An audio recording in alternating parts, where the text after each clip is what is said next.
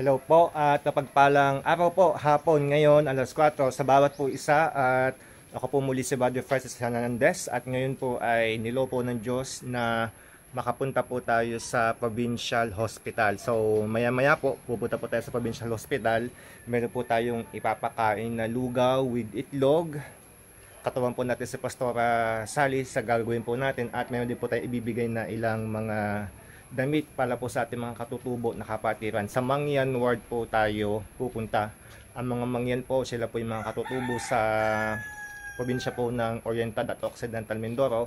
At sa loob po ng ilang panahon ay natigil din po yung pagbisita natin, yung pangangaral po ng salita ng Diyos sa mga katutubo, sa mga kapatid po natin Mangyan. At salamat po sa Panginoon sapagkat binigyan po niya tayo ng pagkakataon na maibahagi po sa araw na ito ang salita ng Diyos. So muli po, si Jesus po ang bida. Ayan, kung makikita po ninyo yung aking nasa damit, si Jesus po ang bida. Yan, wala po tayong ibang itinataas kundi po ang Panginoong Jesus lamang. Si Jesus po ang bida sa lahat po ng ating ginagawa. Ayan po. At sabi po sa Mateo 25, sa araw po ng paghuhukom sa kabilang buhay, tayo po ay hahanapan ng Diyos ng paglilingkod sa mga nagugutom, sa mga hubad, sa mga nasa bilangguan at nasa mga may sakit. Hahanapin po sa atin na paglilingkod, kailan natin sila dinalaw, kailan natin sila pinakain, kailan natin sila binigyan ng damit. Kaya po ang ganitong ministeryo ay lubha pong mahalaga. Dahil sabi po ng Panginoon Jesus, kapag ginawa ninyo ang bagay na ito sa pinakamaliit ninyong kapatid, ito ay sa akin ninyo ginagawa. Kaya po ngayon pong hapon na ito po ay privilege. Ito po ay pagpapasalamat natin sa Diyos. Ito po ay biyaya na nagagawa po natin ang mga bagay nito, hindi po sa ating sariling pagsisikap, kundi dahil po sa ang Diyos ay mabuti. Kaya muli, si Jesus po ang bida sa lahat po ng ating ginagawa. So, shalom, samahan po ninyo kami sa aming pong gagawin. At pupunta na po tayo dahil naghihintay na po doon si Pastora Sally doon po sa ospital. Papunta na po siya doon. So, salamat po and God bless.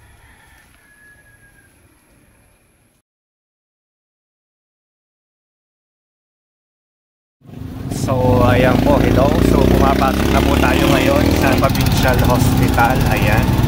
So,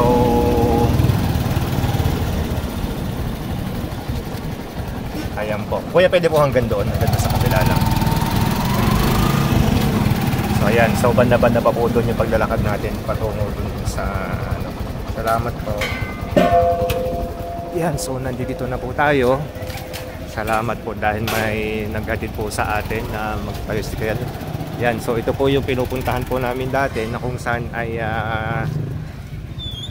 napakaganda po ng lugar na ito, na kung saan ang dami po nating pasyente na pwede pong mabahaginan dito po sa Provincial Hospital. Actually po, kailangan po ng maraming manggagawa, ng marami pong mga ngaral sa hospital dahil ang dami po na wala na pong pag-asa.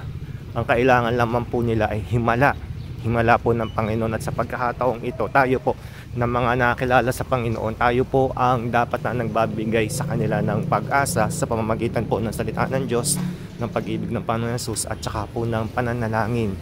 At maraming beses po napatunayan na po namin na kapag po tayo po ay pumupunta rito at ang iba pang lingkod ng Diyos sa pananalangin po sa may sakit, ay marami pong tunay na tumatanggap sa Panginoong Jesus at marami po ang pinapagaling po ng Diyos. Kaya po ayan, lakad pa po tayo ng kaunti, maya maya po nasa Mangyan Ward na tayo.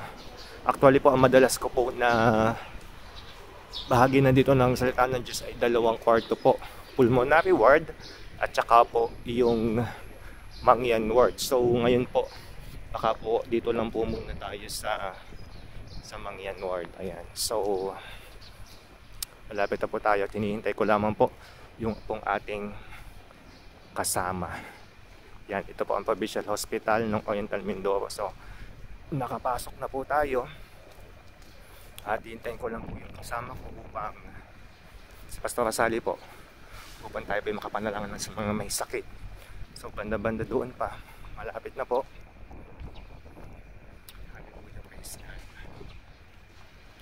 Purihin po ang Panginoon. Nakaka-excite po na medyo kabado, pero sa Diyos po ang pinakamataas po na papuri. Yan, hinihintay ko pa po si Pastora Sally. So, doon po tayo pupunta mamaya, no? So, puntahan na po natin ngayon habang wala po si Pastora Sally. Tingnan lang natin kung ilan po sila para mamaya po ay mas handa po tayo. Ayan. Salamat po sa Panginoon. Hello po, ate. Magandang hapon po. Magandang hapon po. Madami pong pasyente ngayon, kakaunti. Meron din. Ayan. Hello po, magandang hapon po. Ayan. Mangangaral po ako. Kami, ng salita ng Diyos maya-maya. Hinintay ko lang po yung kasama ko. Tapos meron din po kaming kaunting ibibigay na pagkain. Mamaya po. Ayan, si Kuya. So, ipapanalangin po namin kayo mamaya. No? Naniniwala ba kayo na ang Diyos po ay naghihimala?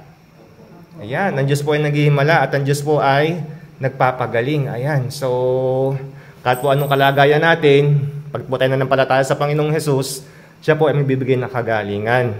Amen po? Amen. Ayan, so mamaya po, hintay ko lang po yung kasama ko, Ayan, so may mga bata din na nandito.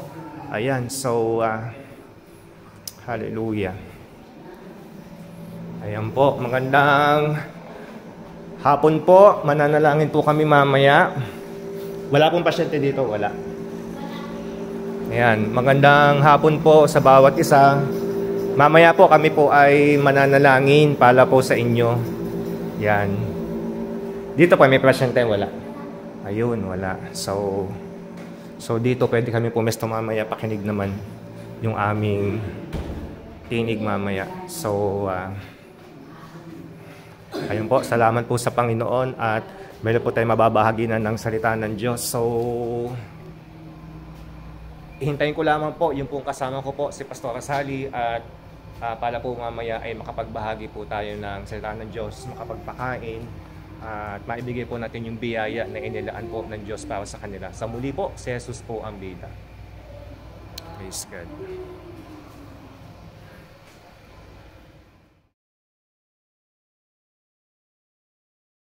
Magandang gabi po sa hapon. Anong oras na? Alas 4. Ano po? Malampas na. At ako ay nagagala. Kayo lang nakita namin. Ano po? At sa lahat po ng mga naririto na pwede po makapakinig ng salita ng Panginoon, kayo po inaanyayahan ko na makinig. Ano po? Ang ating pong pag-aaralan sa hapon po ito ay para kilalanin si Jesus. Alam ko namang kilala niyo na si Jesus. Amen? Okay, praise the Lord. At babasa po tayo ng talata dito sa Aklat ng Juan sa 1:12. Ano po? Sa John 1:12, gusto ko lang pong basahin. Nasabi ko dito, ngunit ang lahat ng tumanggap at nananalig sa Kanya ay pinagkalooban niya ng karapatang maging anak ng Diyos. Ang tayo po dito. Kung tayo po ay nananalig at tumanggap sa ating Panginoon, ano daw po ang tawag sa akin? Tayo daw po ay tinawag na anak ng Diyos. Kayo po ba ay tinatawag nila ba na si Jesus sa inyo pong tagapagligtas? Amen. Praise the Lord. Purihin po ang Panginoon. Tunay nga po paano sinabi sa John 3:16, ano po? Kayo na lamang daw po ang pag-ibig ng Diyos sa sanlibutan na binigay niya po ang kanyang putong na anak upang ang sinuman na sumampalataya ay magkaroon ng buhay na wala hanggan. Ano po? Kaya ang bawat isa ay kinakailangan talaga na may Diyos. Amen? Hindi po. Kinakailangan natin na makita sa ating buhay na may Diyos sa atin, na wala tayong ibang pwedeng lapitan, kundi ang Diyos lamang. Amen? Mabibigo tayo sa mga kapatid natin, sa ibang taong lalapitan natin, pero sa Diyos, hindi po tayo mabibigo. Kaya ako po ay natutuwa na kayo po ay masyara ng Word of God sa hapon pong ito. At maunawaan din po natin kung paano ang kaligtasan ay dumating sa atin, sa ating kaligtasan ngayong hapon po ito. At asabi rin po dito tingnan natin sa Romans 10:9, sabi po dito,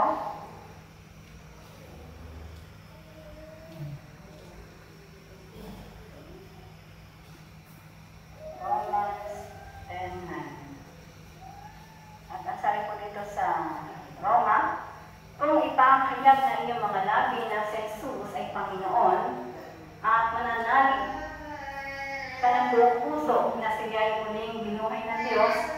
maliligtas ka. Amen? Maliwanag po na sinabi ng Panginoon. Ano po? Kaya sa hapon po ito ay munting bahagi, pero ito po ay isang malaking parte sa buhay ng bawat isang maunawaan kung bakit tayo patuloy na naghahayag ng salita ng Panginoon pang maunawaan at lalong higit na lumalim po ang inyong pagkakilala sa Panginoon. Amen po? Ayun, praise the Lord. At ganun po sa wala man sa lugar ito, kami po ay patuloy na lumalapit at kami po kung sino man ang welcome na magbigay ng pagkakataon at saka ng oras na makinig sa Panginoon. Ito po yung libre. Wala po itong bayan. Kaya po, pagkakataon na natin ito na maranasan ang pagkilos ng Diyos. Ano po? Kayo po ba ay nakapanood na nangyari doon sa California, yung pong nasunog, na sila po ay walang Diyos, na pinagtawanan pa po nila, na sila yung masaya pa na sila daw ay humihingi ng tulong kanino sa mga nanay nila, sa mga kaibigan nila, pero kahit kailan, walang nagsalita. Nasa Diyos sila humihingi ng tulong. Ano po? Kaya ano pong ginawa sa kanila? Ano nangyari po sa lugar ng California? Nasunog. At alam niyo po ang may natira doong bahay? Na isa. Na nag-iisa isang bahay ang natira. Sa buong paligid ay nasunog. Dahil yung pong tao na yon ay nakakilala sa Diyos. Ano? Sila po ay may Diyos na seryoso sa kanilang sinasampalamayan. At nagigla siya kahit siya, iyak siya. Na hindi niya akalain at hindi niya kaya i-explain sa kanyang sarili kung bakit nangyari sa kanyang buhay na siya lamang nag-iisang bahay doon sa lugar ng California. Kaya po tayo, kailangan natin ng Diyos. Ano po kaya pumapalag ang mga taong nagkakaroon ng oras sa pagkinig ng salita ng Diyos. Sabagat sa tuwing kayo makikinig na makikinig ng salita ng Diyos, kung po tayo, patuloy na natututo. Ano po, natututo tayo. Kaya kinakailangan natin na mayroon tayong kaugnayan sa Diyos. Amen? Praise the Lord. At napakabuti ng Panginoon. At yun lang ang aking naunawaan pa to. Gusto niyo uulitin ko muli para maunawaan ang hindi nakakarinig. Ang sabi ko sa John 1:12. Ngunit ang lahat ng tumanggap at nanalig sa Kanya ay pinagkalooban niya ng karapatan maging anak ng Diyos. Yan po. At ang sabi naman po sa Roma 10:9, kung ipahahayag ng inyong mga labi na Jesus ay Panginoon at nananalig ka ng buong puso ay siya muling binuhay nilang Diyos, maliligtas ka. Ano po, kung kayo po ay naniniwala talaga na si Jesus ay nabuhay para po sa atin, maliligtas daw po tayo. Amen? Praise the Lord. Sige po. At ilang minuto na, Pastor?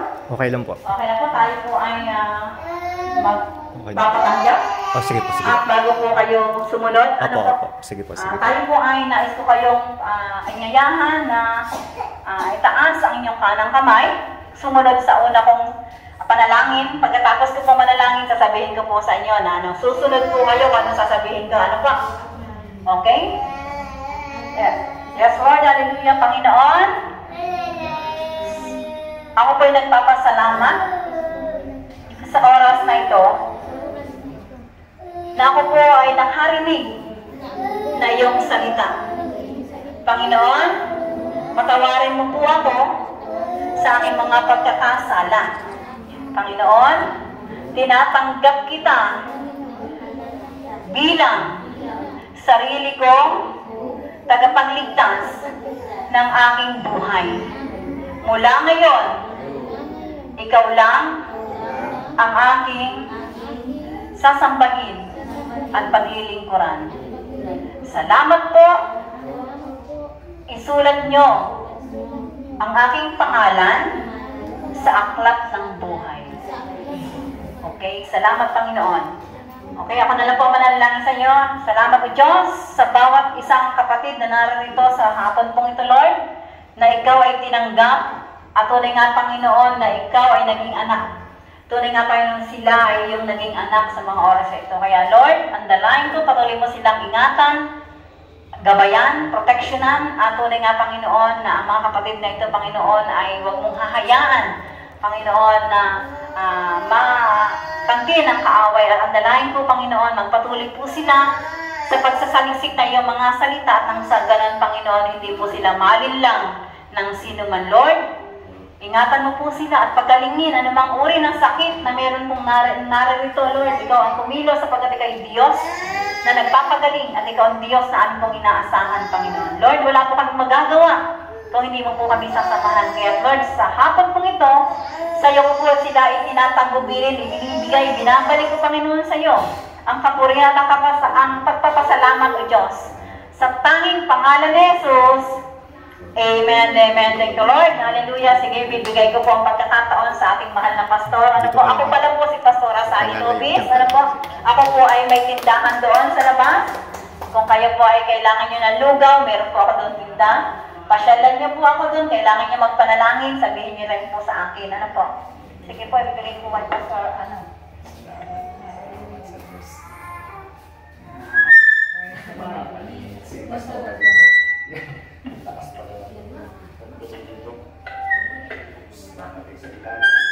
Sa likod dyan, pastor dapat.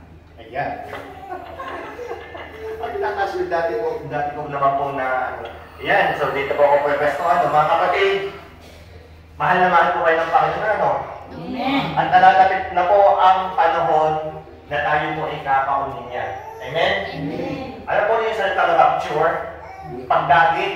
Pag po sinabing rapture, pagdagit, tayo po ay dadalhin niya sa langit habang ang mundo ay dumaranas po ng parusa para sa mga makasalanan. Ayun. Mga kapatid, lahat po na babagitin namin ay mula po sa salita ng Diyos. Ano?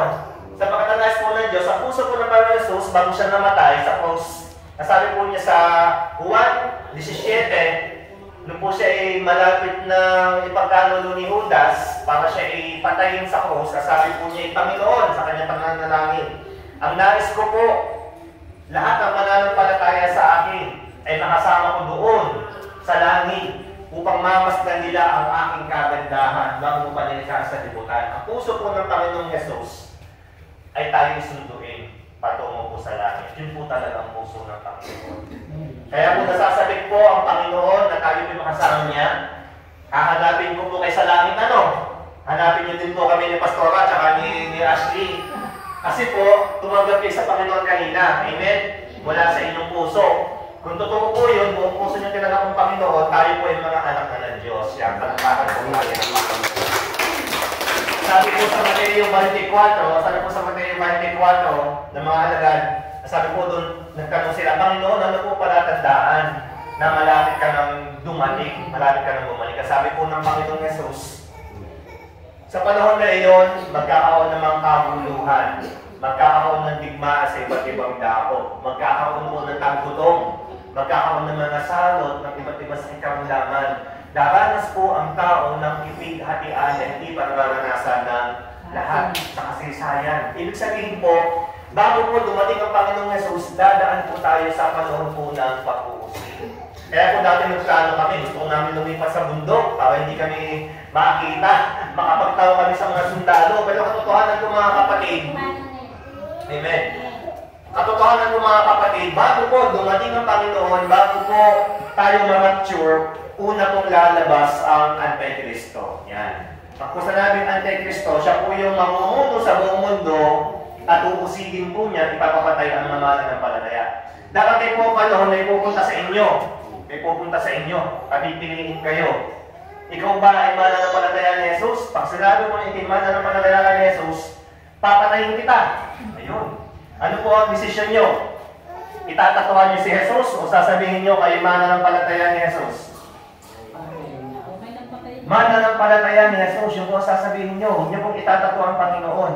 Dahil sino mang magtatwa sa Panginoon sa lupa, ay itatatwa po ng Diyos sa langit. Itatatwa po ng Panginoon sa kanyang Ama. Huwag po natin itatwa ang Panginoong Jesus. Huwag po natin itatwa ang Panginoong Jesus. Kailangan po, tayo po ay manampalataya sa Kanya. Sabihin po natin, mahal po natin ang Panginoon. Meron pong ipapatupad sa huling panahon na dapat po pong sabihin sa inyo. Sinasabi ko din po ito dati. darating po ang panahon, ang Antikristo po ay maglalagay po ng tatak, marka ng halimaw, 666. Napahinggan na po ninyo yun, yan, tumatako kayo, napahinggan na po ninyo. Kapag po kayo ay walang ganon, walang 666, hindi po kayo makakabili. Hindi kayo makakapamalingke. Kaya kung maganda yan, may mga tanim kayo sa bukid, sa bundok. Yan, turuan nyo kami magtanim. Turuan nyo kami, hindi kami marunong. Ako, hindi po ako marunong. Si Pastor Casali, marunong po siguro yan. Ako hindi. Bubungkalin yung inyong mga lupa. Pag uwi nyo, pag pinagaling na kayo ng Panginoon, mamaya mananalangin po tayo sa mga may sakit, pag kayo pinagaling na ng Panginoon, magtanim po kayo na magtanim, ihanda po ninyo. Dahil darating po panahon, tataas ang presyo ng mga bilihin. Darating po ang panahon na uusigin po ang mga mananampalataya, ipapapatay ang mga nangangaral na salita ng Diyos.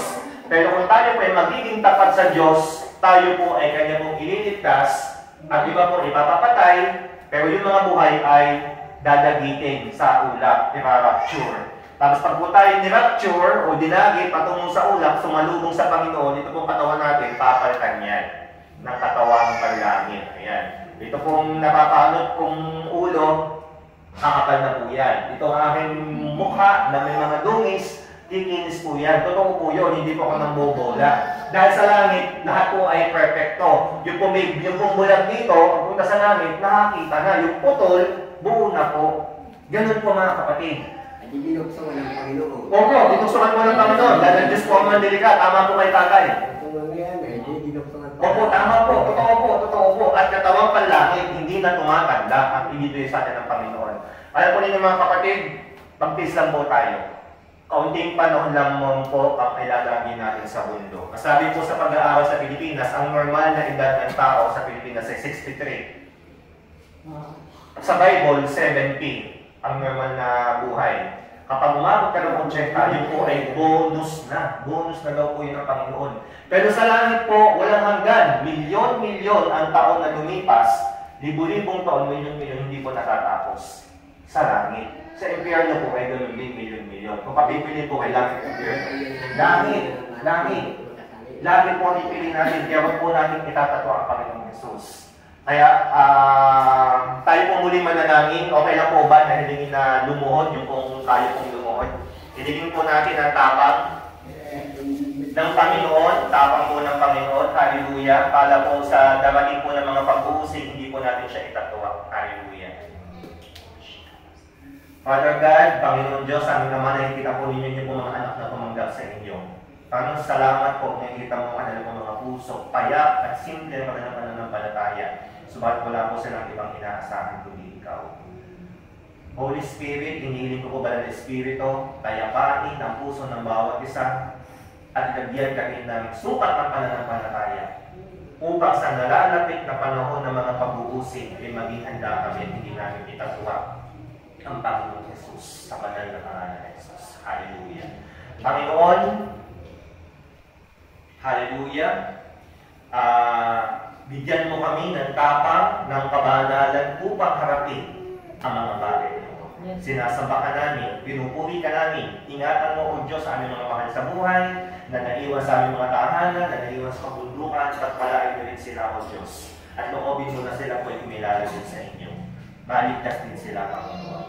Marami pong salamat sa banal na pangalan ni Jesus. Amen. Langlakan po natin.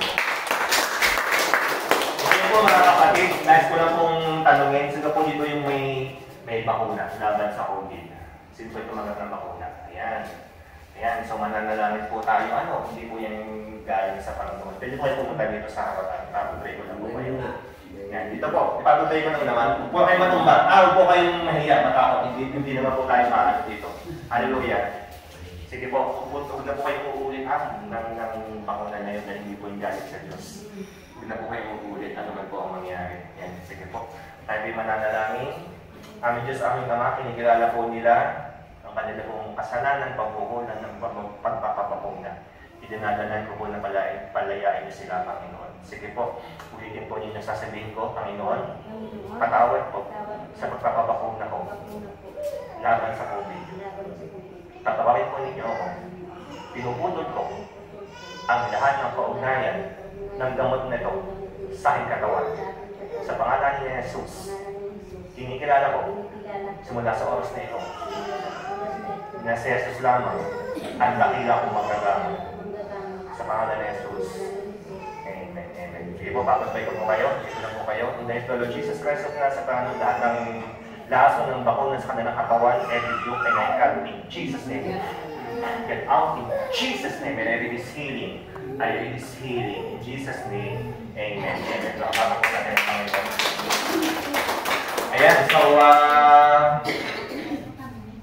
sige po. So, kami po ay bibigay po sa inyo ng pagkain at ipapanalangin din po namin ang inyo pong mga may sakit. Hindi naman po marami ang namin pong inibigay, pero mananalangin po tayo sa mga may sakit at nagbibigay din po kaming lugaw. Ayan. Hindi ko po alam kung kasya, pero pagkati-hatian na lang natin. Okay na po ba? Ayan. Sige po, sige po. Salamat po at praise God. Pag-pray muna. Papag-pray ko. Sige po. Pag-pray muna. Panginoon, salamat po o Diyos sa mga pagpapalang ito. Maging kalahasa po sa aming katawang lupa. At loobin mo o Diyos na sa bawat kakakain nito, maging po sa mga pasyente o Diyos sa mga nagbabantay ng kagalingan, Panginoon, ay lumaganap. Sa pangalan ni Jesus. Amen.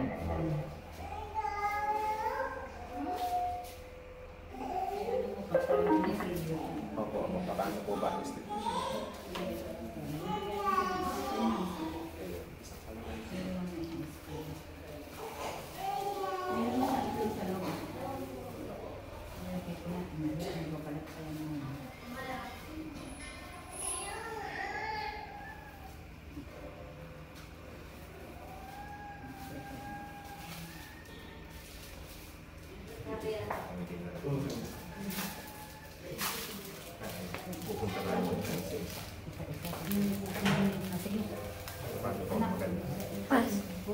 Pas. Ha? Pas pa kanila. Sige, sige. Tutuloy na.